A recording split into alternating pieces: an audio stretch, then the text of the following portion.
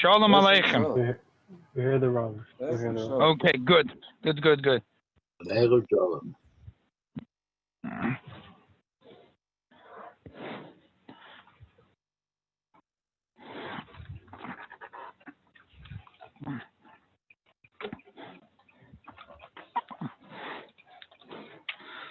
Okay. Thank you everyone for joining us tonight. Sorry, we're doing it tonight on the phone instead of doing it on Zoom. Thank you for the Petits for sending out the Mata Mekoimis. Tonight we're doing a Sicha on Pashas today on the cluster of Psukim, and if you have the Chumash, it's the middle of the Parsha.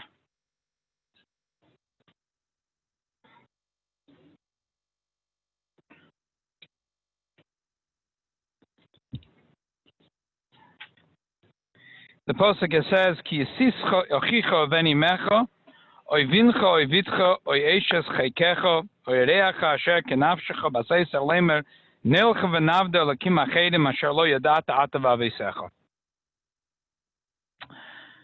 Ki Rashi says, what does this mean? Ki yisischa, Rashi says, ein asos ala gidui. Shemasisoy lasas kain, that he encourages a person, he dears a person, entices a person, and he entices him to do avodah zarah. And who is enticing the person to do avodah zarah? Who is encouraging the person to do avodah zarah? So the pasuk says that it could be achicha, benimecha, oivincha, oivitcha, oishes chaikecha. Rashi says achicha means your brother. What's it mean achicha oy benimecha? So it means either the brother is me'av or me'aim. If it's a brother, even a half brother, just from the father or just from the mother. Chaikecha is hashecheves bechaikecha mochuka bach v'chein mecheka oretz miyasoy datakua ba'oretz. In other words, the woman which is in your sleeps in your chayk. Asher kenafshecha reach asher kenafshecha, who is your dearest friend, which is like a soul to you. Rashi says, the Torah explains to you these that are precious to you. What does it mean, Beseiser? Rashi says, the pasuk was talking about the regular derech.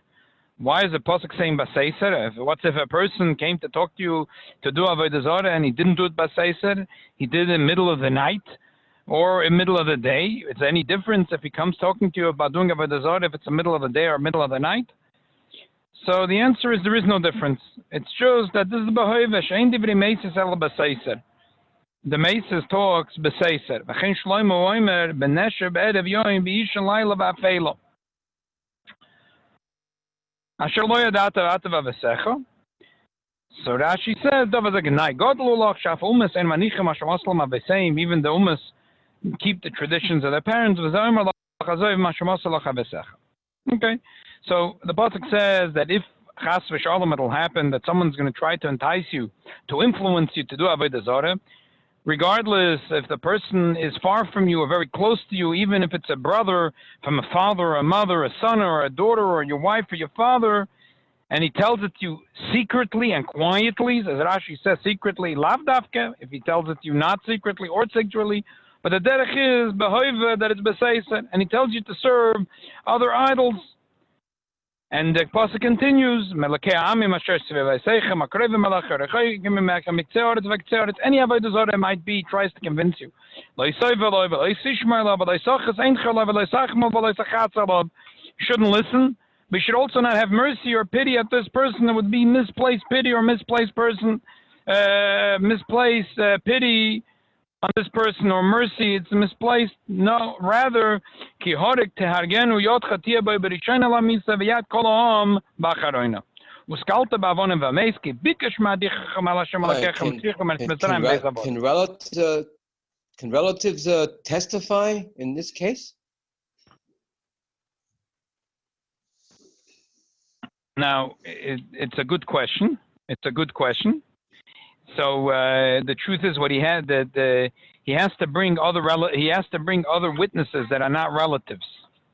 He has to bring other witnesses that are not relatives. But again, l'choida, the pasuk is talking about behoiva. If it was not a relative, then he himself could be a witness.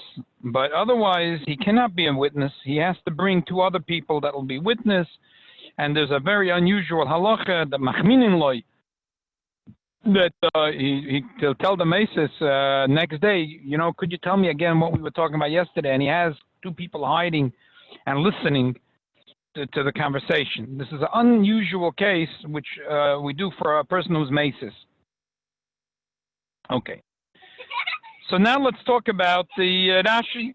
Let's talk about the Rashi. Usually when we talk about Rashi, is about what Rashi does say, and this is what Rashi doesn't say. An obvious kasha, which some of Farshim actually ask. An obvious kasha. An obvious question. Why is it there is 7 relatives that's mentioned in Parshas Emor? So you have a brother, and you can have a brother and a sister, a son and a daughter, father and a mother and a wife.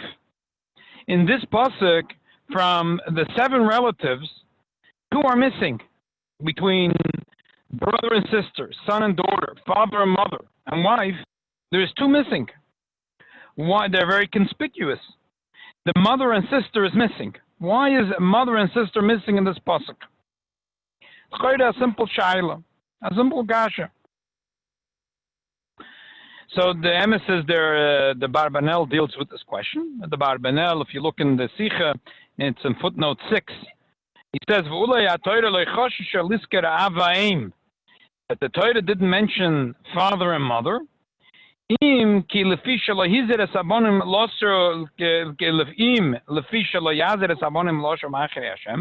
unusual a father and mother will try to influence their son or daughter to go away from the way of Hashem. And number 2, v'im l'fishala yipal alayim hamishpat kehorek targenu yod chatia b'berishayin al hamisei ke'ech yitzava es ha'odem sheyarek b'yodev es avi v'esima asher ichmire kol kach b'chvoidem u'meram chulei. That it's inconceivable that the Torah, because by Amesis, the din was that the Musas, the person that they tried to convince to do Avodah Zarah, must yod chatia b'berishayin b'hamisei, they should be part of the killing.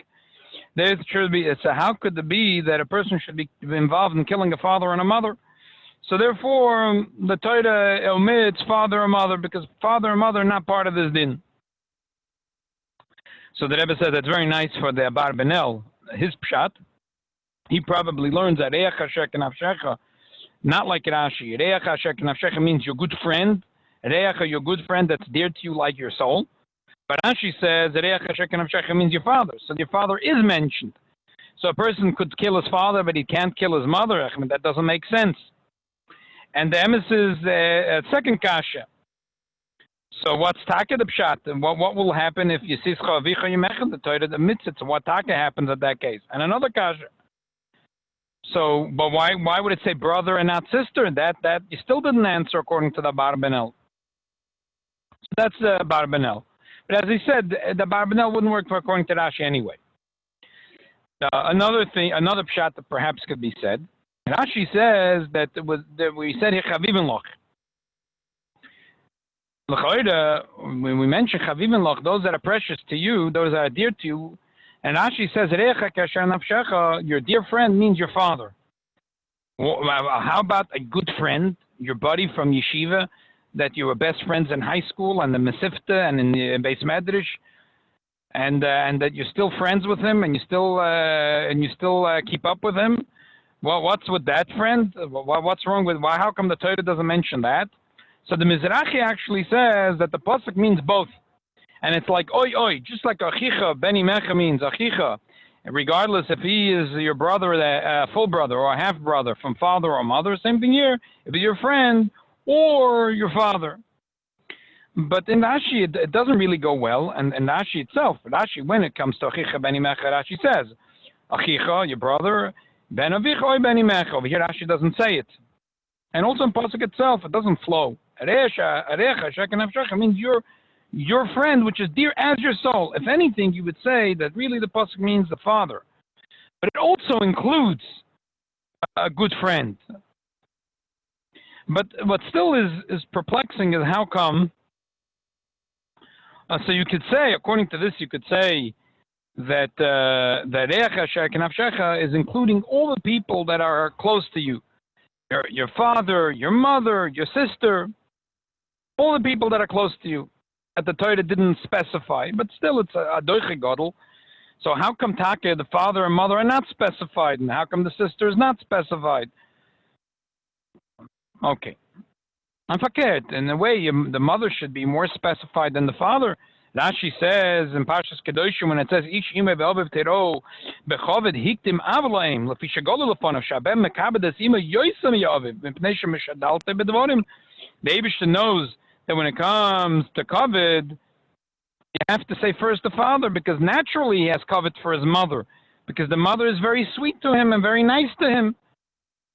So why would you the Torah over here, if the mother is very sweet to him and it's a sweet talks sweetly to her son, so why would you not? So what's going on? What's going on over here? How come the Torah, when it talks about all the relatives that might convince you to do Avodah Zarah, out of the 7 relatives, it omits mother and sister? Again, to summarize, so there are 7 relatives. There's father and mother, brother and sister, son and daughter and wife, which is mentioned in Parshas. And over here, we omit 2 out of the 7. We omit sister and mother. So the Biur Azoi. Just the point of what the Rebbe is saying over here. And we see, Rashi says many places, and Rashi says over here, Dibur HaKosav B'hoive. The Torah talks, the Torah in Torah Shebeksav is like a story. Torah tells you a story. Torah is not a storybook. Torah is Maloshen Hoira. Everything is a lesson. Every story in the Torah is of a lesson. Books of the halachas in Torah are told in a way of a story. Song, it's a story. The Torah, not only the Torah, when it has a choice to say it one way or the other way using the same amount of words, or rather tell it to you in a story, even if it has to use an extra couple of words, like in this pasuk. The pasuk says, Baseiser, it will do it, the person will come to convince you to do Avodah Zarah Baseiser. Rashi says, Dibra Kosa B'hoive, because usually the people that try to, in Eretz Yisrael, in the time of the Beis HaMikdash, that try to convince you to do Avodah Zarah are not coming in the middle of the street, not like here in New York. That the missionary walked over to you, Begolo, in the middle of the street, and try to, Chas v'sholom, convince you to do Avodah Zarah. It'll be Beneshev, Ba'afela, B'seiser. But the Torah is using an extra word. In the din, it makes no difference if the Mesis came B'seiser or Begoloi, B'yoim or B'layla. But the derech of the Torah is even to add extra words in order to tell you a story. And therefore the whole pasuk is also like a story. What's the difference who the Mesis is? If it's your brother or your friend, or if someone that has no acquaintance with you and he doesn't know you from in the past. What's the difference? What's the difference? But the Torah, the way the Torah likes to tell the dinim of the Torah is to tell it in a story. B'hoive. So b'hoive is that the Mesis comes not in the middle of the day and not in a revealed way. He comes in a cunning way. He comes quietly by night. So the same thing here when the people that come to you. B'hoive, it's people that have an influence on you. There's 2 ways to influence a person in generally. One is through timing of seichel and amuna, through persuasion. And there's another is just from shachin toiv, just from being close, by osmosis.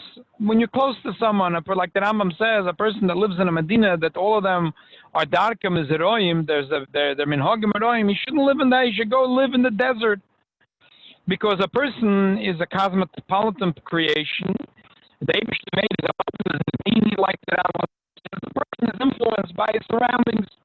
It's not shaykh for the person not to be influenced by his surroundings. So therefore, who is the first people that influence a person? His neighbors, his relatives, the people that are very close to him. So the emphasis in the pasuk here is talking about two sugim. If you break it down, the brother and the father are more people that have a more influence on him by their arguments, by their seichel. The son and daughter is not usually influencing the father by convincing, but just by the etzem inyan that a person is very close emotionally to son and daughter. Same thing as a wife. So if his wife is a Eishes Chayil, Ateres Bai, like the Rebbe used to say, that Ishak Sheda Oiseret Zayin Baila, Ishak Sheda makes that their husband should have a rotzen to go to the base Medrash and learn and to daven. Here there could be the opposite. The pasuk is warning a person that if the wife Chas v'Shalom is convincing him to do Avodah Zarah, he shouldn't listen to her, shouldn't be influenced. And the Torah is really going sort of mehakala lakov, melamata lamayla. The Torah is going from the bottom up. The Torah is starting from Achicha, who has the least influence, and then the bincha b'techa, your son or daughter, which have more influence on you, and then your wife, which has more an influence on you. The Torah is going melamata lamayla. So bottom line, the din of a mace is someone tries to convince you to do Avodah Zarah, and the din of not listening to him or to her, and to stand strong, and to be connected to Eibishter, and remember Anoich Hashem Aleikecha, and to mention the Eibishter took you out of Mitzrayim, and to take him to Bez, and so on. That applies everywhere. But Dibur HaKosav B'Hoiva, a person is influenced by the people that are close to him, and that's what the Torah is saying. Now that we understand all this, to answer the kasha is very simple. We're talking about a grown man. He has a son and a daughter. He's a grown man. Perhaps he has kibbud aveim. He calls his mother every Friday. Maybe he calls his mother twice a week. He goes over sometimes to his mother's house to help his mother out. But he's not so influenced by his mother and his sister. That's just a teva. The teva behoive is that he's not so influenced anymore. Now that he's a grown man and he has a mishpacha, he's more influenced by his son and his daughter than his sister. He's more influenced by his wife than his mother. Elamai, his father, his brother sometimes haven't influenced him. They'll tell him, listen, they'll give him advice in business, or sometimes advice in life. So they still sort of have a somewhat an ashpa on him. And since, again, the whole pasuk is behoive, therefore the Torah omits imecha and achoischa. But the truth is, the din is the same. It's just that the Torah here is dibur hakosav behoive. Dibur hakosav behoive. There's several things we can learn. In this Sicha, in the Mugadik Sicha, the Rebbe brings a lesson of Avodas Hashem, but I'd like to talk about 3 lessons we could take from this story in the Torah, and from this din, and from this story, a lesson of Avodas Hashem. The first is what the Rebbe has here in the Mugadik Sicha.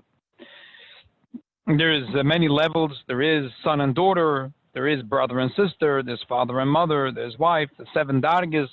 It's brought in Kabbalah and Chassidus, which span all the levels of a person. Seichel Amidus. The highest level is Reicha Shek and Avshecha Zeavicha Av and Aim is Chochma and Bina. And the highest a person could be sometimes convinced to go off the Derech Hashem.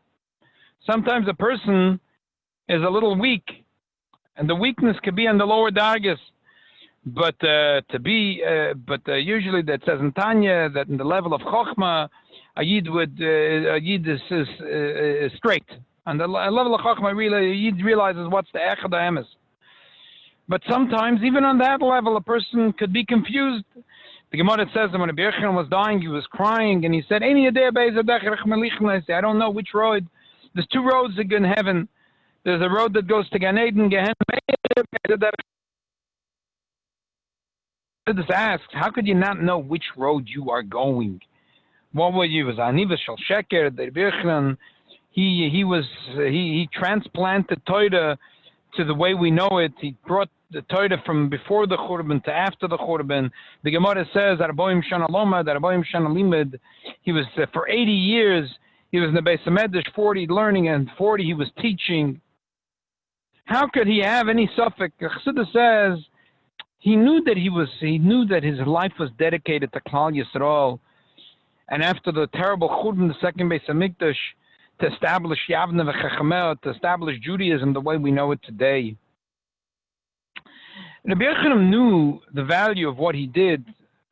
It's just that Rabbi Yochanan was wondering about his etzem hanefesh. Where is his etzem hanefesh? Where's the essence of his soul? He wasn't sure. Maybe on the outside he was doing the right thing. But where was his inner desire? He wasn't sure. So the truth is, a person could never rely on the ben ubas, the ach ve'ochois, the av ve'eim. But there is the etzem and neshama. There's the etzem and neshama, which a yid can count on. There's etzem and neshama, and the etzem dveikis to the Eibishter. The yechida and the neshama, which over there the pasuk says, "Achrei Hashem alakecha teilechu v'oiset tiro v'smitzayset tishmoidu b'koyla tishmo v'oiset avoidu v'oiset bakun."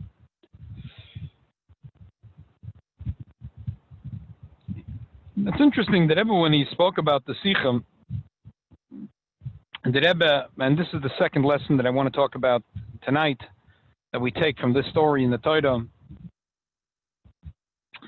The Rebbe was talking about the Yidden in Russia. And the Rebbe was sort of with a dveikus. The Rebbe said that it's a pella. It's an unbelievable pella. The Gemara says that Chananya, Mishael, Azariah, they were thrown into the Kivshan Aish, but had they tormented, tortured them, who knows what would happen? The Rebbe said the Eden are behind the Iron Curtain for 50 years, and they're being tormented. The whole Sviva is the father, the mother, it could be the brother, the sister. The entire Sviva is kfida against the Eibishter. And they're suffering for a Yid to go, Achrei Hashem elakecha teleichum v'oisei tavoidu. It's an unbelievable Mesiras Nefesh. It's against the whole street. It's against the whole, there's entire millions of people living in a country. A Yid that's a Shomer Torah mitzvah is a parasite. And here the Yidden are standing in Mesiras Nefesh to show the Avos Hashem that the Yidden have for the Eibishter. When the Gemara says, we don't know what would happen with Chanani, Mishael, Azariah. But here we do know that the Yidden are stuck behind the Iron Curtain 50 years to prove and to show the Avos Hashem that Yidden have with the Eibishter. I went to visit with my children. I went to visit my grandmother this week. And one of my children was interviewing Bobby and asking her about her childhood. She was born in the city of Gomel, what the Russians call it, Gomel. And she was telling my daughter how she remembers growing up. Her father was Hashem Yimken Domai, was a Lubavitcher Chassid, and Yodei Bakoil, he was involved in the Chadorim that were secret Chadorim in Gomel, and in the local chapter of Tem Chatamim Lubavitch, the yeshiva. He was a moyel. And she said she remembered her early childhood. The memory was that her father would sit in the morning and learn Chassidus. He would be learning from a big book, and he had Kisvei Yad from Chassidim. They couldn't afford to buy printed books, or some of these Maimonim were not even printed yet. So she remembers he had these big books with Kisvei Yad of Chassidus, and he used to sit in Horeve over the Chassidus. When she was about the age of 14, they were kicked out of their house. A parasite. He's a moyel. He's a parasite. He doesn't deserve to have an apartment. They moved in. They were squatters. What did they have a choice? They moved into a shul, into the women's section of the shul. But what did they had? They had nothing. They had a few begodim. But the father went once in the market and he got for a cheap, he got a dresser. It was actually an antique, nice dresser, but it was sold for a cheap price. And he was a simcha. He brought it to the Ezes Noshim. He schlepped it up to Ezes Noshim, and the kids were all happy. Each one had a drawer, and they had space to put their few things that they had. But when the KGB found out that this parasite has one shtickle furniture, soldiers came and they took it away. Eventually, they took him away, Rahman al-Islam, never to be returned, Hashem Yinkum Dami. And they ended up living in the shul. They ended up living in the shul. They were living in the shul. But she had a brother and sister that was the age, and that the mother got wind that authorities know that these children are not going to public school. They're not going to shkola, which was illegal every child. But obviously she was not going to send her children to public school, which they will be indoctrinated to become Rahman al-Islam, communist, to kfira. But what do? So she had a little boy that was 5 or 6 years old, my great uncle Zalman, and she had the older daughter, my grandmother, who was then 14 years of age. She asked my grandmother to take care of the little brother while she takes the other little brother and sister to the other end of Russia. She had a brother living in a kolkhoz. She was away for 3 months. And my grandmother, there was a 14-year-old girl, she was describing to my daughter how it was at night, it was scary, there were dogs around. And she didn't have a piece of material even to block the windows. And the windows were shaking at night, the howling winds. And it was cold, it was freezing. And she was alone. And she was taking care of her 6-year-old brother, 5 or 6-year-old brother. This is a city that was once a Jewish city, but now that's it. Communism came, they closed down all the yeshivas, the chadorim, closing down shul after shul. Everyone folded, everyone buckled, but there was a handful of Yidden that Mesidus Nefesh. There was a handful of Yidden. But how is it that a child, 14 years old, should have such inner strength that the whole city is kfira? Sometimes you feel you're in a shul, you feel comfortable, you feel geschmack. You're traveling, you're on the road, you're in the airport, you're surrounded with goyim and goyishkeit. It's an uncomfortable feeling. Could you imagine that a kid is 14 years old? The whole sfiva is kfira. The whole sfiva is Sicha. All the relatives, all the people, all the friends, family, friends, relatives, everyone is against Hashem and His Torah.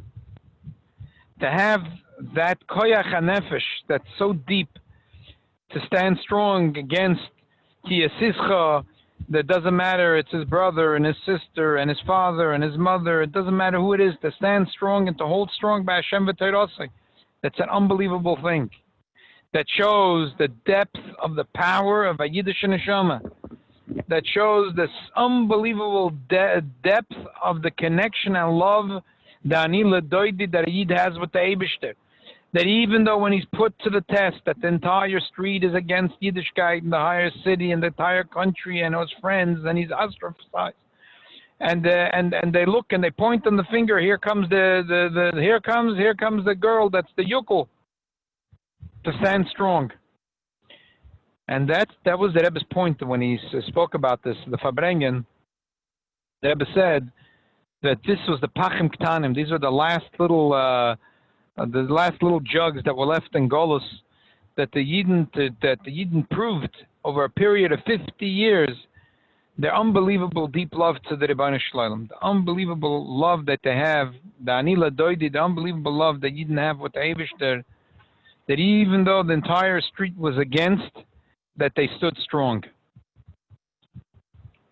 Okay, now that the Yidden proved themselves, we need Mashiach. We just came through a long period, it's almost 6 months. I think the Yidden proved themselves very strongly.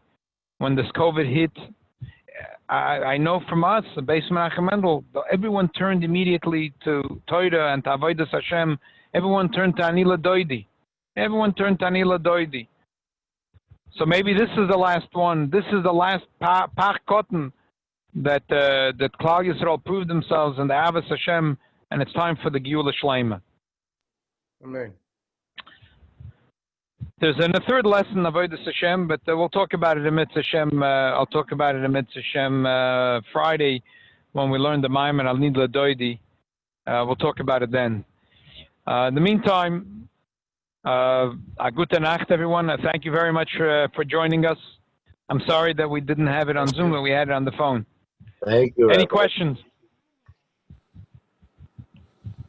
No, we just miss you. Gute Nacht. Thank you, everyone, for joining us. And David shall help us. We're going into Chodesh Elul, Melech Basode, Anila Doidi V'Doidi Li. We should be Zoichatak to have Aksiv V'Chsim Tova and the Shana Tovim Sukkah. Alishka, you with us? Siva V'Chasim Tova, L'Shana Tova, Omezuka. Siva V'Chasim Tova, L'Shana Tova, Omezuka.